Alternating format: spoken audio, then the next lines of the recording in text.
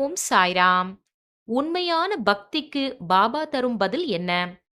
அதாவது ஜோஷி அப்படின்ற பாபாவினுடைய பக்தர் பாபாவ தரிசனம் செஞ்சுட்டு ஷோலாப்பூர்லேருந்து திரும்பி போகும்போது, அவர் ரொம்பவும் சந்தோஷமாவும், அமைதியுடனும், ஆன்மீக நிறைவுடனும் இருந்தாரு.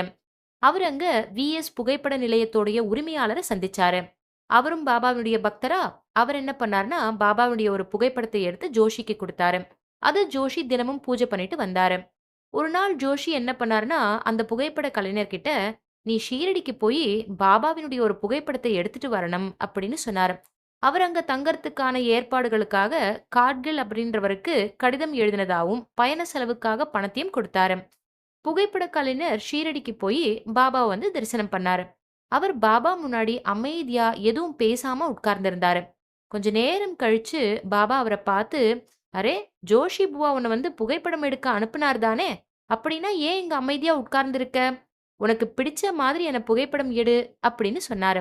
பாபா ரொம்ப மகிழ்ச்சியோட உட்கார்ந்து புகைப்படம் எடுக்கறதுக்கு அனுமதி குடுத்தாரு. அதுக்கப்புறமா எழுந்து நின்னு இன்னொரு புகைப்படத்தையும் எடுக்க சொன்னாரு. 4 நாட்கள் ஷீரடியில தங்கிட்டு இவங்க எல்லாம் கிளம்பும்போது, பாபா அவர்கிட்ட, "இந்த புகைப்படங்கள விக்கும்போது, அதனுடைய செலவு விலைய விட அதிகமா விக்காத. நீ ஜோஷி பூவாவுடைய சீடர். அதனால அவர் உன்ன லாபத்துக்காக விக்க விட மாட்டாரு. ஜோஷி பூவாவுடைய ஆசிர்வாதத்தால உனக்கு ஆன்மீக உயர்வு வந்து கிடைக்கும்" அப்படின்னு சொன்னாரு. பாபாவுடைய அனுமதியோட அவர் ஷோலாப்பூருக்கு திரும்பினாரு. அங்க அந்த புகைப்படங்கள பிக்ஷா சம்ஸ்தா அப்படின்ற பேர்ல பதிவு பண்ணாங்க. அந்த புகைப்படங்களுக்கு அதிகமான ஆர்டர்கள் வந்து வந்தது. அவங்க ஷீரடி பயண செலவையும் மீட்டதோடு இல்லாம, அதுக்கு மேல வருமானமும் கிடைச்சது. இது பாபாவுடைய அருளால நடந்த ஒரு அற்புதமான லீலை.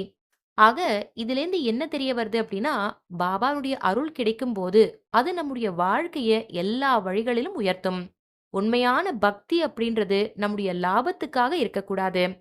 பணிவும் நேர்மையும் கொண்ட சேவை செஞ்சோம் அப்படின்னா, ஆன்மீக முன்னேற்றமும், வாழ்க்கை வளமும் தானா கிடைக்கும். நன்றி. ஜெய் சாய்ராம்.